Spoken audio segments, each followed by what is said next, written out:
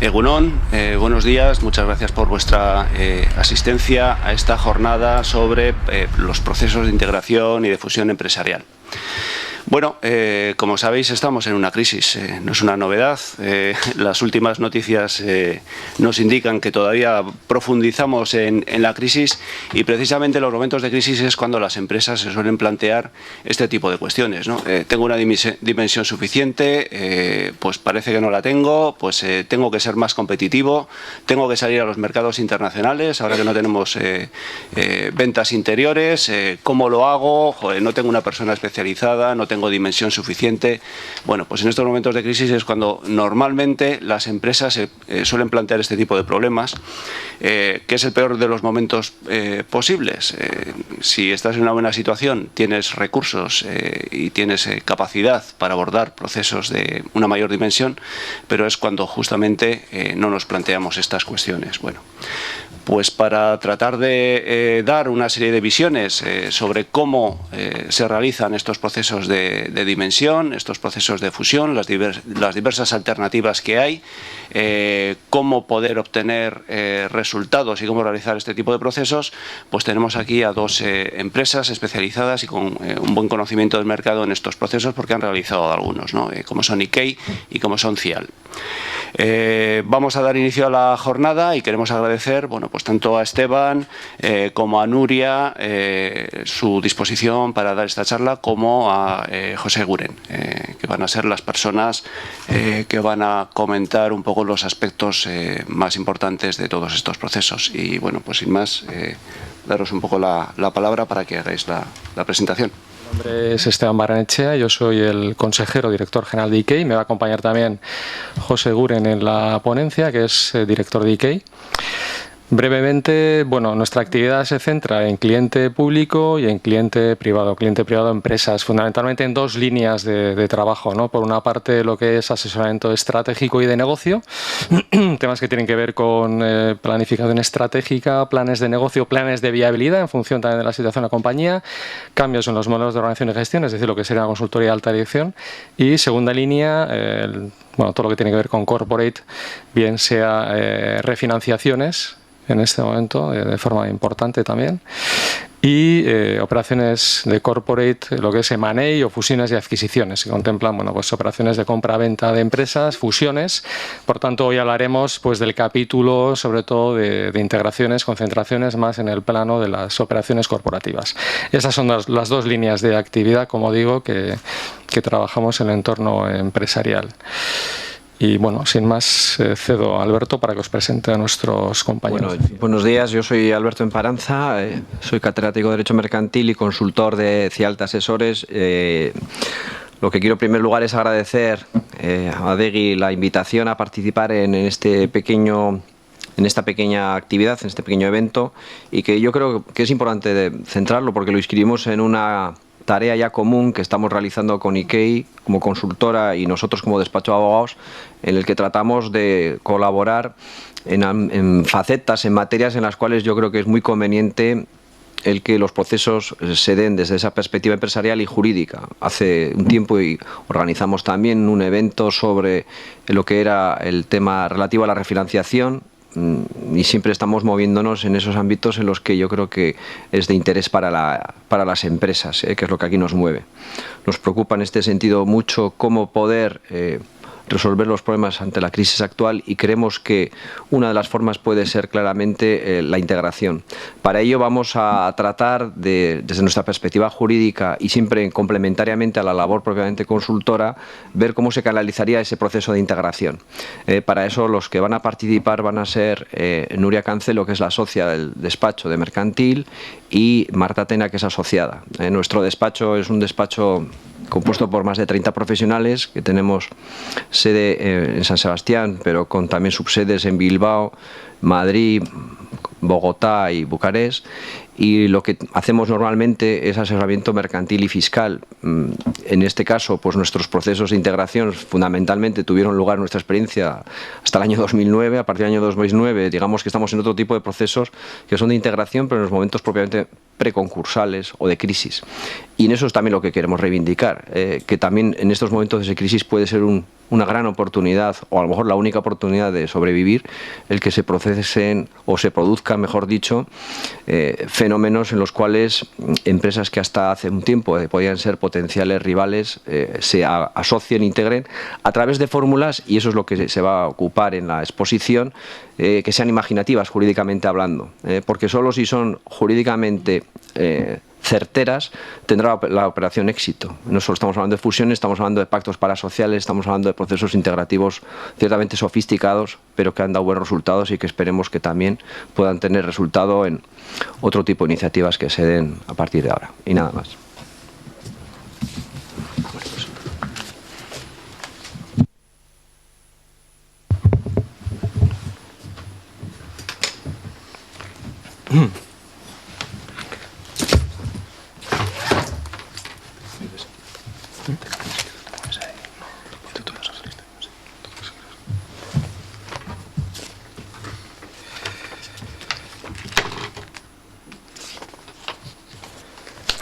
Bueno.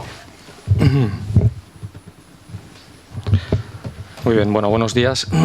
Creo que tenemos 45 minutos para dar la charla, así que, bueno, pues procuraremos ir con cierta rapidez y, bueno, si os parece me detendré en aquellas cuestiones que, bueno, pues a nuestro entender son fundamentales.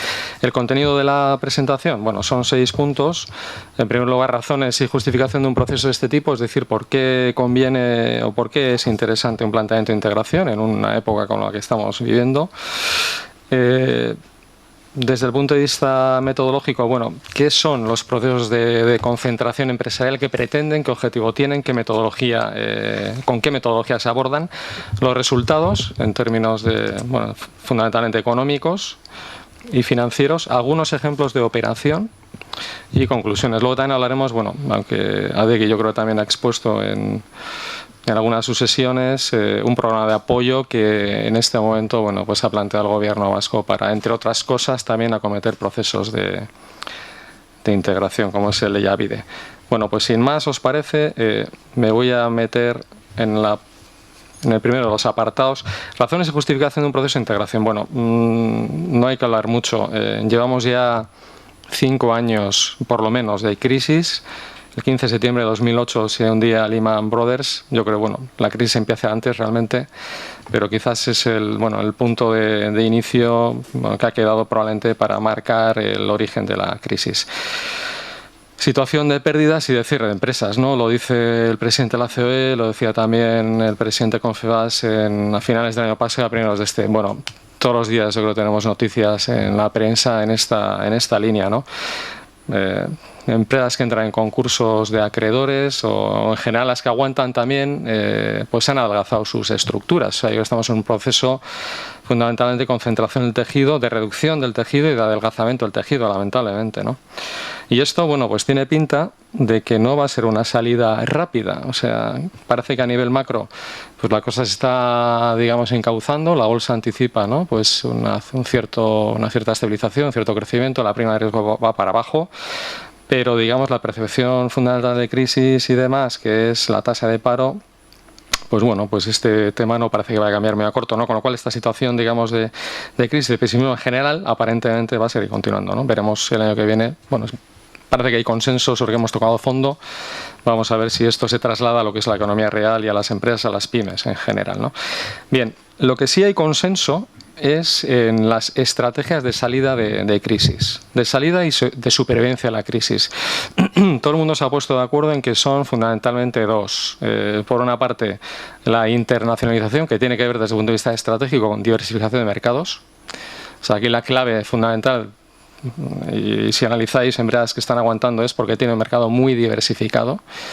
y las que no están aguantando es porque están muy concentradas fundamentalmente en el mercado español, ¿no? Entonces, bueno, primera de las estrategias clarísimamente de defensa y de salida, diversificación de mercados y en sentido amplio, internacionalización. Lo que ocurre es que es un proceso también que, bueno, pues que conlleva tiempo y conlleva esfuerzo.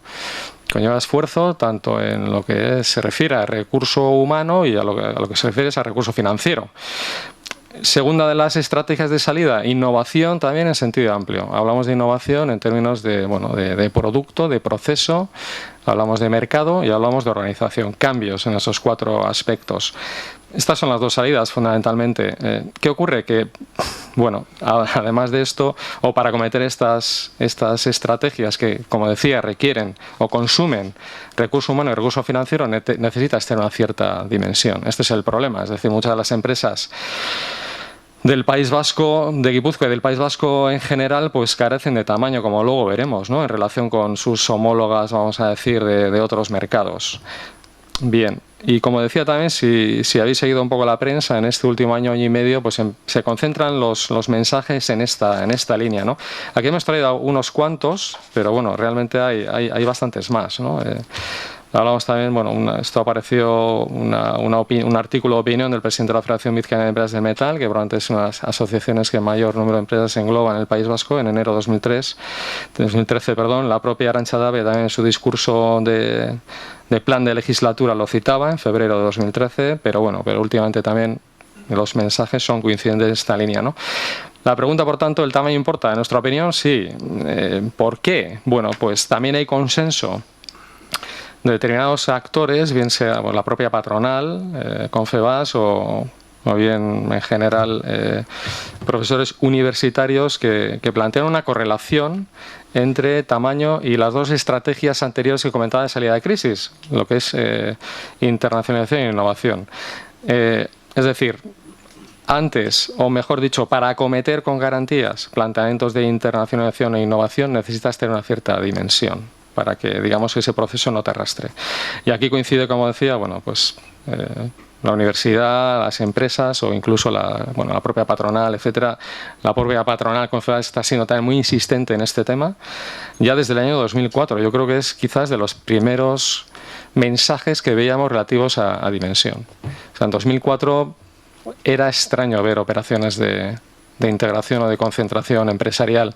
Estamos viendo operaciones corporativas de compra y venta de sociedades. A partir de la crisis de 2007-2008, el volumen y el número de operaciones de corporate y de M&A caen dramáticamente, me refiero a compra y venta de sociedades, y se empieza a hablar, digamos, de esta cuestión como elemento de interés, ¿no? Fundamentalmente porque, como veremos más adelante, son operaciones en lo que pretenden son sumar capacidades frente a una operación de compra-venta, lo que plantea es, digamos, la adquisición, salida de accionistas y probablemente, bueno, pues necesidad de apalancar para cometer ese tipo de operaciones. El acceso a deuda pues está complicado, como todos sabemos, ¿no? Bien, y esa es probablemente una de las razones que está en el seno, digamos, de la caída de las operaciones de M&A en estos últimos 5 años. ¿Cómo es la estructura de nuestro tejido empresarial? Pues es un tejido fundamentalmente de pequeña empresa, de microempresa, de pequeña empresa, quizás de mediana empresa, pero desde luego no es un tejido, digamos, de mediana o de grande empresa.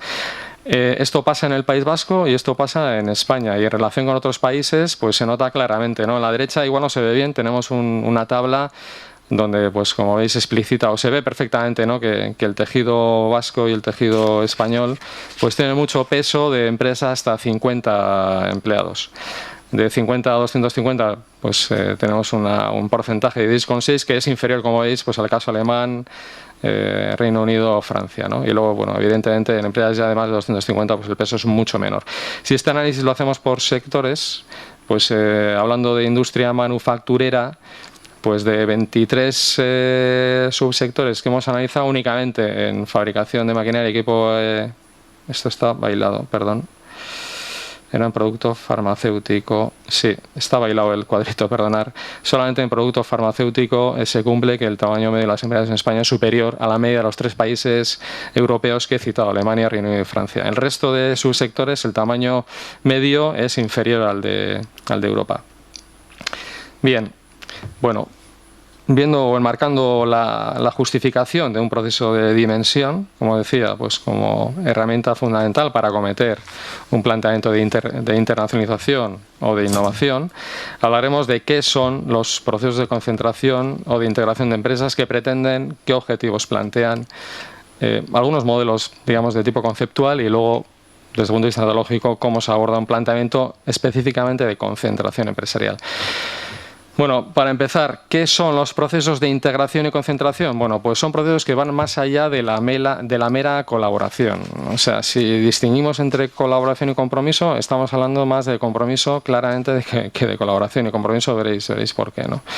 Están orientados a lograr incrementar tamaño empresarial, pero no con un objetivo de ganar tamaño porque sí, sino un objetivo, yo diría, intermedio para alcanzar el verdadero objetivo, que es la mejora de la posición competitiva de la compañía. Ese es el objetivo finalista.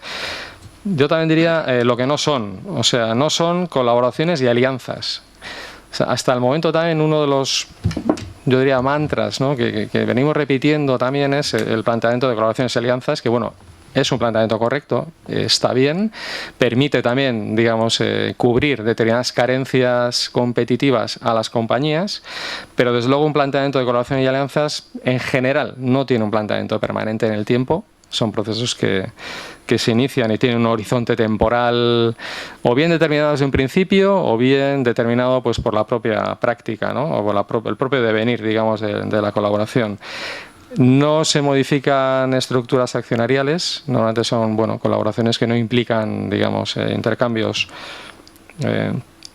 accionariales o modificaciones de estructuras societarias y no son operaciones que incrementan el tamaño de una compañía. O sea, una alianza o una colaboración no incrementa la dimensión de tu empresa.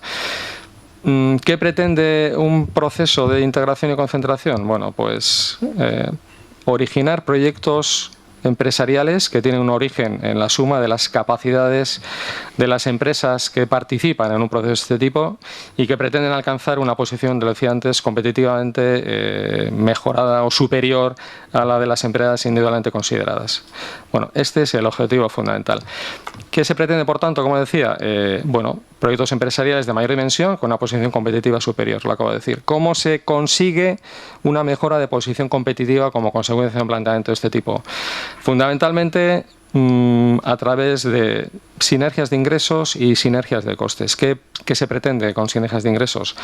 En algunos casos, dependiendo también del planteamiento de la operación, añadir integralidad a la oferta, es decir, que sea una oferta, digamos, más completa dentro de un determinado sector o segmento cliente, por ejemplo, racionalizar también organizaciones comerciales respectivas, canales comerciales respectivas, optimizar el esfuerzo en el abordaje de nuevos mercados. Muchas veces te vas a encontrar con empresas que están, empresas competidoras que están accediendo también a mercados similares e incluso, se encuentran aquí y se encuentran en otros mercados también internacionales compitiendo. Bueno, esto es lo que se pretende de alguna manera ordenar, optimizar sinergias de costes que tienen que ver con racionalización de estructuras, racionalización de recursos, racionalización de fabricaciones, incluso especializaciones, por ejemplo, de plantas en términos industriales. En algún caso que hemos llevado también lo hemos visto así, incluso dedicar plantas a determinadas fabricaciones, lo que evidentemente te permite ganar en productividad, economías de escala también derivadas de un mayor volumen, de unos mayores volúmenes de compra en suministros, etcétera. Derivado de lo anterior, que como veis son medidas de tipo económico, ingresos y costes, pues se pretende generar ganancias en productividad y en consecuencia ganancias o mejoras de rentabilidad. ¿Qué origina una mejora de rentabilidad? Pues una mayor disponibilidad de recursos, un mayor flujo de caja fundamentalmente, para dedicarlo a internacionalización o a un desarrollo alrededor de innovación o desarrollo tecnológico. Este tipo de operaciones, a nuestro entender, también cubren dos situaciones.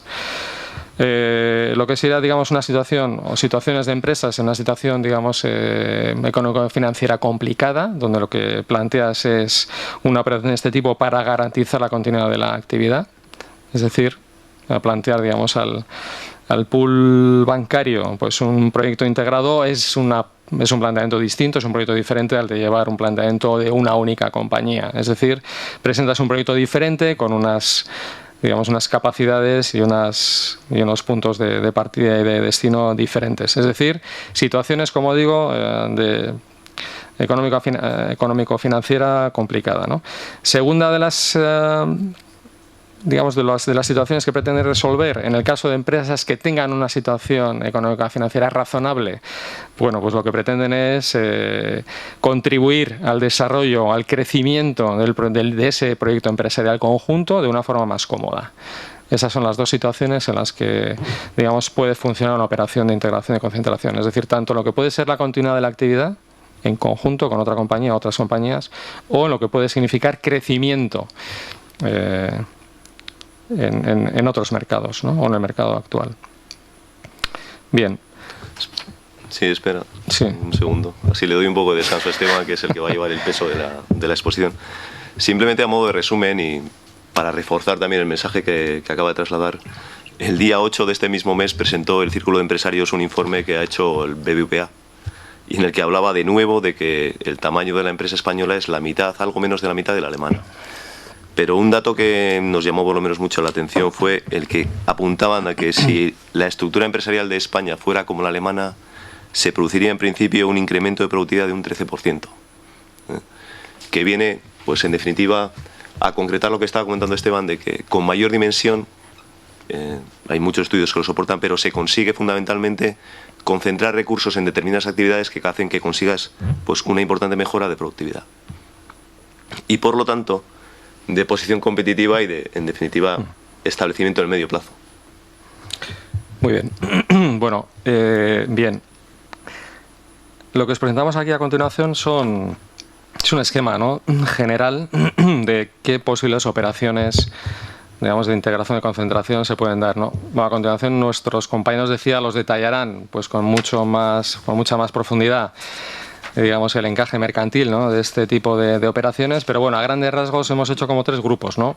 Lo que hemos denominado convergencia empresarial, que tiene que ver con inversión conjunta, están ordenados también en relación con vamos a decir, con la pérdida de soberanía. Una operación de este tipo afecta fundamentalmente a la soberanía, al gobierno de la empresa, puesto que hemos dicho antes que cambiaban estructuras accionariales. Un planteamiento de convergencia, es decir, la creación de una nueva sociedad desde el punto de vista de cesión soberanía es la menor de los 3 casos que presentamos.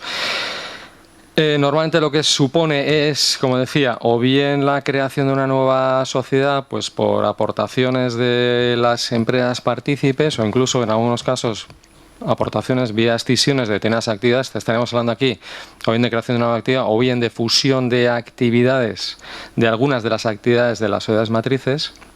Y normalmente lo que se pretende con esta operación, que es externa, como decimos aquí, a las matrices, normalmente se pretende o bien un abordaje de un determinado mercado o mercados o de un determinado segmento cliente en conjunto con otras compañías, o bien el desarrollo o comercialización de determinados productos o servicios, ¿no? Este es un poco el enfoque de este tipo de operaciones. A veces también se plantean operaciones de este tipo como paso intermedio para acabar en una operación de integración. Esto lo vimos también en una operación en el sector de construcción. Se plantea el abordaje de conjunto de un par de mercados, pero también como paso previo para incrementar el grado de conocimiento respectivo y quizás terminar una operación de integración, de concentración empresarial en este caso. Por tanto, bueno, primer tipo de operaciones ligado fundamentalmente a planteamientos que, bueno, como os decía, luego Cía los detallará, pero bueno, más en el entorno de las joint ventures, etcétera, ¿no? Segundo tipo de operaciones, lo que llamamos concentración empresarial o, bueno, más habitualmente fusión de empresas. Aquí la cesión de soberanía pues es intermedia. ¿Qué significa? Los accionistas de las sociedades construyen un nuevo proyecto y permanecen en el capital en general. Puede haber alguna salida, alguna variación, etcétera, pero bueno, la situación, digamos, es que te vas a encontrar con que vas a tener que, en un proyecto integrado, te vas a encontrar con que vas a tener que compartir decisiones con otros socios que antes no tenías en tu empresa, ¿no? La casuística de este tipo de operaciones también es diversa. Nosotros hemos hecho operaciones pues, en el que, por ejemplo, pues lo típico de la integración o de una fusión, se han sumado y se han sinergiado actividades y marcas, creándose una nueva compañía con una razón social, una denominación distinta a la de las empresas individuales. E incluso también hemos tenido operaciones en las que se han mantenido marcas y se han mantenido actividades, y la integración se ha realizado, digamos, a nivel de estructura accionarial con la creación de un holding, ¿no? En algunos casos, bueno, puede tener interés. En este segundo caso, es uno de los que citamos más adelante, pues tenía que ver con que, bueno, las empresas querían seguir, digamos, manteniendo una posición de competencia en el mercado y tal, ¿no? Bien, por tanto, según de los modelos de operaciones, fusión de empresas, concentración empresarial, cesión de soberanía, vamos a decir, de grado intermedio. Te vas a encontrar con que vas a tener que compartir, digamos, decisiones y gobierno de la empresa con otros accionistas que anteriormente no estaban en la compañía. Grado máximo de cesión de soberanía, bueno, pues evidentemente una operación de integración empresarial, lo que sería una adquisición de empresas, como decíamos. En este momento, este tipo de operaciones pues han caído en número y en volumen pues como a la mitad, más o menos, en relación con años pre-crisis. La cesión de soberanía, desde luego, es evidente, es máxima para aquel que vende la compañía. Es decir, directamente lo que planteas es realizar las acciones y punto, y ya digamos, cedes, lógicamente, pues todo el control. Luego, digamos, también en la adquisición de empresas se pueden hacer matizaciones, donde pueden haber accionistas que quieran vender, otros que no, se pueden hacer planteamientos, digamos, de continuidad de accionistas que no quieren vender y demás, pero bueno, la filosofía general es esta y tal, ¿no? O sea, son operaciones donde, bueno, lo que hay es una cesión total, digamos, lo que es la soberanía del gobierno de la empresa. En esta charla nos vamos a centrar en el capítulo 2, en lo que tiene que ver con concentración de empresas, fusión de empresas. ¿Cómo abordamos procesos de este tipo? Bueno, pues los abordamos en 3 fases, ¿no? La preparación, es decir, la definición del conjunto de empresas que están dispuestas a estudiar la posibilidad de una integración, de una concentración de forma conjunta, es decir, empresas que se ponen de acuerdo en analizar si es factible una operación de concentración. A partir de fase 2, fase de diseño de operación, que bueno, pues puede durar entre 4 y 6 meses, probablemente más bien hacia los 6 meses que hacia los 4. Y lo que se pretende, bueno, ahora veréis a continuación, es definir el proyecto y llegar a un acuerdo, fundamentalmente, ¿no? Este es el enfoque. Bien, una vez cerrado un acuerdo de intenciones, se llega a la fase 3 de formalización. Que bueno, que remataría esta fase, se terminaría con el cierre y la firma de la transacción. Bien, finalmente llegaríamos ya, por tanto, a rematar con con la constitución de esa nueva empresa por suma de las empresas individuales, y a continuación, bueno, pues seguirían otras fases que tampoco hemos explicitado. Aquí se suele hablar del plan de los 100 días, etcétera. Bien, el planteamiento de materializar las sinergias en breve plazo, etcétera. Fundamentalmente estamos hablando de fases de preoperación. Luego quedaría hablar también de las fases de postoperación, que serían las siguientes a la firma, vamos a decir, a transacción. Desde el punto de vista de tareas ya más a corto, bueno, en la fase de preparación, identificación y configuración del grupo de empresas, hay que decir aquí que desde luego el proceso o el grupo de empresas que se plantea analizar una vez de este tipo, pues bueno, pues digamos que este proyecto lógicamente tiene que tener un sentido estratégico. O sea, no es cuestión de sumar tamaño porque sí, ¿no? Sino que debe tener un sentido estratégico. Normalmente el sentido estratégico lo solemos encontrar en 2 planos: oferta concurrente, empresas que tengan una oferta coincidente, empresas competidoras, pues puras y duras, vamos a decir, o empresas que puedan configurar una oferta integrada. Una oferta integrada, bueno, esto es muy fácil, no sé, pues por ejemplo en el sector del mueble. Aquí en el País Vasco tenemos empresas que hacen cocinas, otras que hacen baños, otras que hacen dormitorios, otras salones, y te vas a la competencia internacional, Italia y Alemania, y tienes bajo una misma marca empresas que hacen cocina, baños, salones, dormitorios, armarios, etcétera. Bien, por tanto, sentido estratégico del grupo de empresas que plantean proyectos de este tipo. A partir de ahí, con un acuerdo de confidencialidad, porque puede que, digamos, al final de fase 2 haya alguna empresa que no le convenza el planteamiento definido en el conjunto, y por tanto, bueno, pues conviene también proteger y tener información que se va a analizar, que va a ser sensible.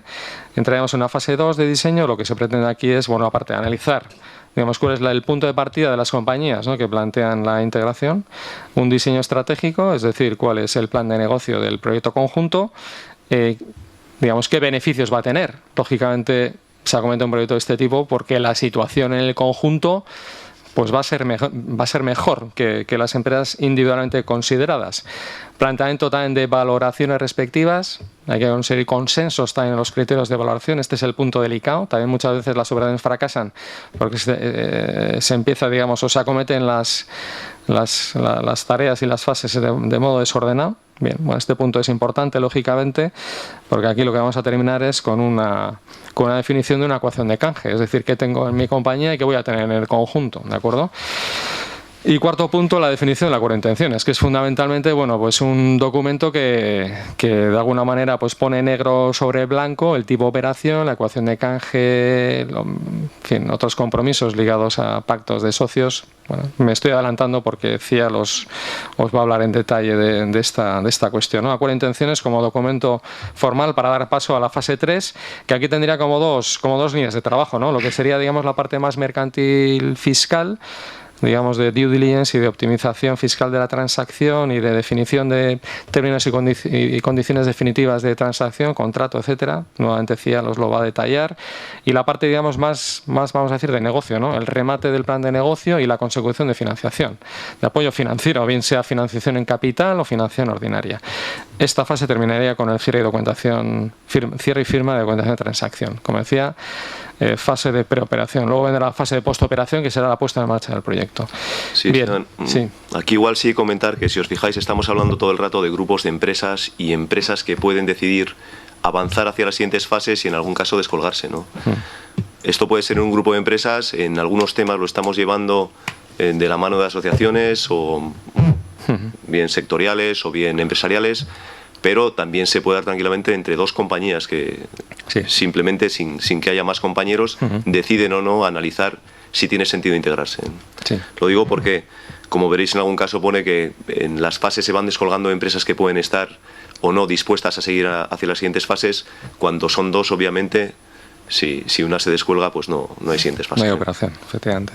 Bueno, es evidente que son procesos complejos, muy, muy complejos. Tocan yo diría, la parte sensible de una compañía, que es su accionariado y es su órgano de administración, su gobierno, ¿no? Bueno, de ahí también los plazos, que hablamos de plazos elevados, ¿no? Estamos hablando al final de una operación de este tipo, bueno, pues puede durar tranquilamente pues 9 meses, ¿no? Bien, ¿qué resultados se produce como consecuencia de una operación de integración? Bueno, lo decíamos antes, ¿no? Consecuencia de la materialización de esas sinergias de ingreso o costes y esas ganancias de productividad y esas mejoras en lo que puede ser cuenta de resultados, nuestra experiencia o lo que hemos visto en proyectos que hemos ejecutado es que se alcanzan incrementos de rentabilidad en el entorno del 5 o 15% sobre ingresos. Depende lógicamente de sectores y de empresas, pero bueno, podemos estar un poco en esas cifras, ¿no? Por lo menos eso es lo que hemos visto en algunos proyectos en los que hemos participado.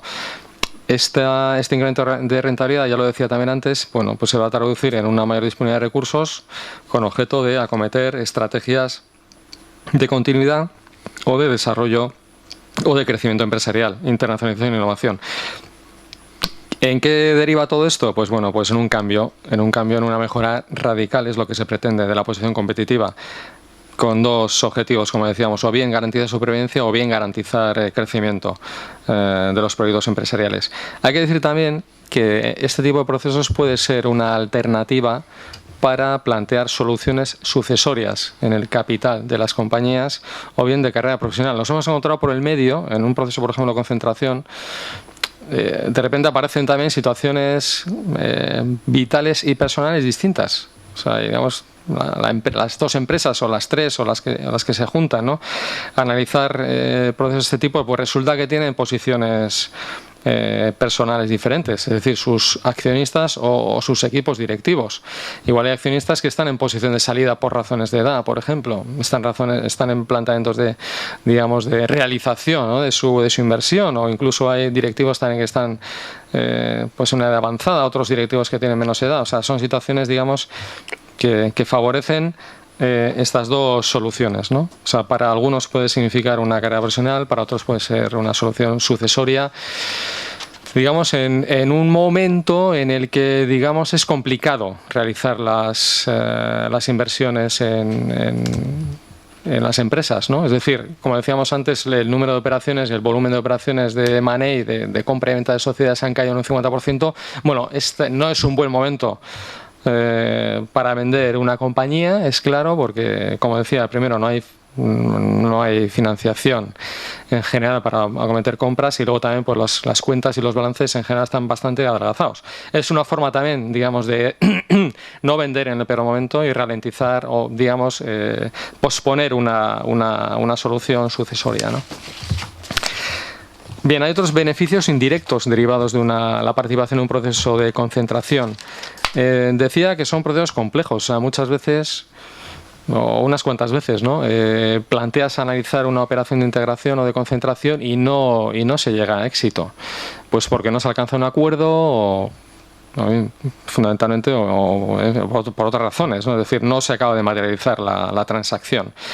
En todo caso, lo que sí hemos visto es que son operaciones que de alguna manera, bueno, pues aparecen en un momento dado, igual no se materializan, pero es probable que vuelvan a aparecer con el tiempo. O sea, queda una semilla ahí y una relación que puede suponer que en el tiempo se pueda materializar una operación que en un determinado momento no se pudo realizar. Participar en procesos de este tipo, bueno, pues a nuestro entender genera cuatro resultados, incluso si el proyecto se cae, ¿no? Si el proyecto no se remata, no se firma. Permite compartir conocimiento empresarial. Yo creo que es digamos, algo del proceso. Desde luego se incrementa, ¿no?, el grado de conocimiento del sector y del negocio. También también se consigue, digamos, conocer también diferentes enfoques estratégicos a futuro. En la propia conversación del proyecto y tal se pueden también extraer conclusiones, ¿no?, de cara a desarrollo de empresas de cara a medio plazo. Valoraciones objetivas de la compañía. Muchas veces también las compañías carecen o no tienen claro cuál es el valor de la compañía. Desde luego, un proceso de este tipo, lógicamente, la valoración de la ecuación de encaje vas a tener una valoración de la empresa. Y luego, lo más importante, cuarto, estableciendo relaciones personales que, como decía, pueden posibilitar que una operación que no cuajó al cabo de un determinado tiempo cuaje. Este es un capítulo tan importante, ¿no? Bien, resultados. Bueno, simplemente lo decíamos al principio, hay una correlación entre tamaño y estrategias de respuesta a la crisis, y lo que los datos vienen a poner de manifiesto es que las empresas de mayor dimensión exportan más, innovan más y acreditan mayor productividad. Exportan más y lo hacen además no solo en porcentaje, sino también a mayor número de países. Tenemos algunos datos que están extractados o bien del Instituto Vasco de Competitividad o del Eustat, etcétera, y pues pone de manifiesto este mensaje, ¿no? Es decir, mayor actividad exportadora, mayor actividad innovadora y mayor productividad de las empresas de mayor tamaño, ¿no?, de mayor dimensión, frente a las de menor dimensión. Casos y ejemplos de operaciones. Convergencia empresarial, inversión conjunta, desarrollo en Ayoen. Aquí, hemos tenido un ejemplo de dos grupos empresariales del sector construcción, 400 empleos. Estas dos empresas eran competencia directa en sus mercados naturales. Eran empresas también de una trayectoria amplia, experiencia amplia. ¿Qué les ocurre? Pues os podéis imaginar, caída del mercado nacional, necesidad de diversificar mercados, y se plantea, mediante la creación de una joint venture, el acometer dos mercados, en concreto en el este y en Latinoamérica. Y además no solo con ese objetivo que era a corto plazo, sino un objetivo más a medio plazo también de explorar, o como paso previo, ¿no?, si queréis, a una posible integración a nivel de matriz. Aquí se articuló, como digo, una operación de joint, una inversión conjunta, donde las empresas lo que hacían era pues crear una compañía y compartir recurso humano y dedicar también recurso financiero al desarrollo de esta actividad. Bien. Otros ejemplos de concentraciones empresariales. En el primero de los casos, lo he citado también anteriormente, esto eran dos grupos familiares que tenían 3 sociedades, 3 entidades jurídicas separadas, 125 empleos, sector químico, competencia directa en el mercado nacional. O sea, eran tan competencia directa en el mercado nacional que también competían en tribunales. O sea, se habían cruzado demandas en los tribunales, pues por razones de diverso tipo, razones de producto, etcétera y tal. Hasta que pues a uno de los presidentes de una de las compañías, pues le pues digamos que tuvo un destello, vamos a decir, de lucidez y se le ocurrió que, bueno, igual era mejor el concentrarse y el sumar esfuerzos que no el pegarse en tribunales o pegarse en cliente, porque lógicamente pues el cliente también que conocía esta circunstancia pues lo utilizaba era para bajar ofertas y bueno, pues estaban machacando precio continuamente en clientes.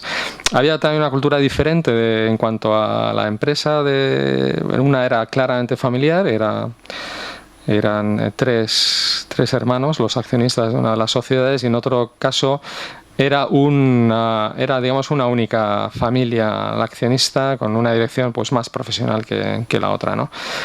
Como decía, fuerte competencia, dimensión insuficiente para competir en el mercado nacional. O sea, claramente debían exportar más de lo que estaban haciendo.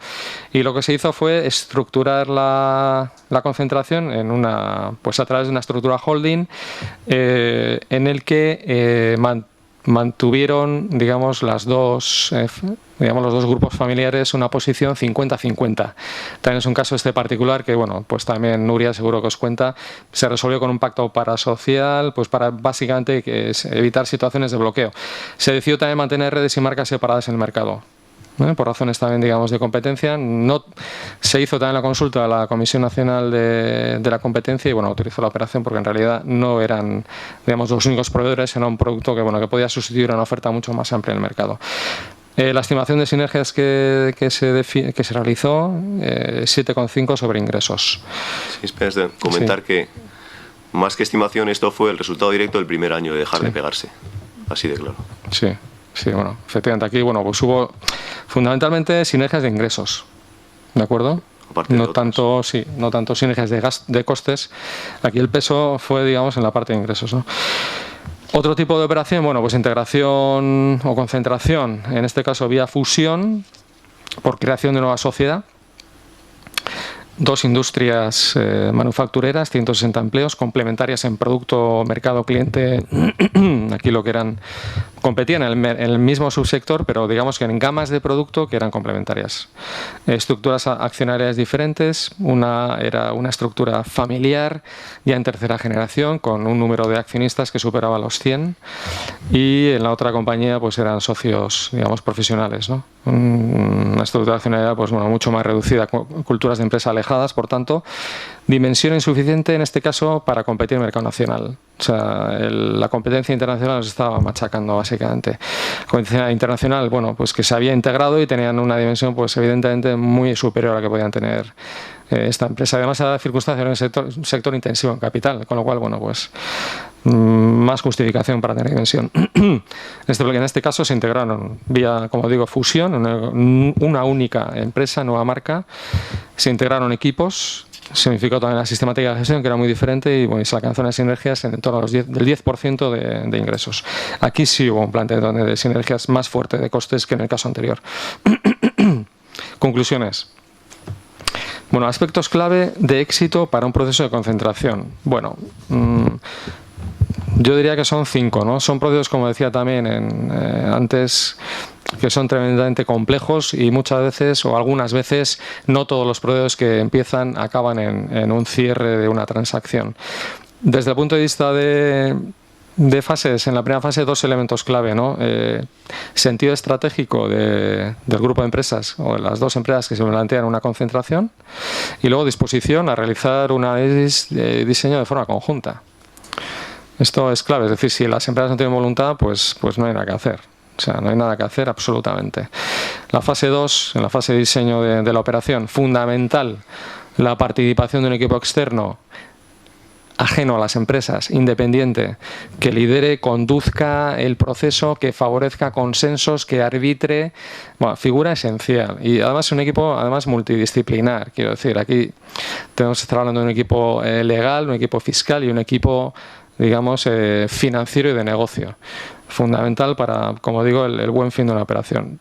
Es raro que operaciones, digamos, en las que no haya un experto acaben materializándose, porque, bueno, los procesos o bien se alargan en plazo o se empieza hablando de lo que conviene hablar más tarde, ¿no? Protocolo de confidencialidad, de forma que bueno, pues pongamos información en común de forma ciega y agregada, pues para, digamos, prever situaciones en las que no se hiciera una transacción, y luego el nuevo proyecto como elemento fundamental a la hora de tomar una decisión.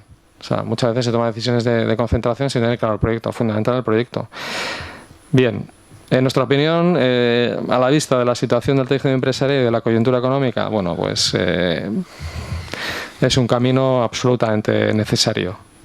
Y que además, como decía, son proyectos que aportan verdadero valor, incluso si no prosperan, como lo veíamos antes. Participación de equipo externo experto, bueno, no me voy a repetir mucho, pero os podéis imaginar sensibilidad elevada de las cuestiones a abordar, diferentes culturas de empresa, conjunto numeroso de tareas a acometer, requerimiento importante de dedicación, porque es un proceso que en general distrae el día a día y concentra además, pues porque evidentemente hay que analizar la compañía desde diferentes aspectos y desde diferentes puntos de vista, consume por tanto mucho tiempo. Ámbitos multidisciplinares de trabajo, se van a analizar cuestiones de estrategia, de negocio, cuestiones económico-financieras, cuestiones mercantiles, fiscales.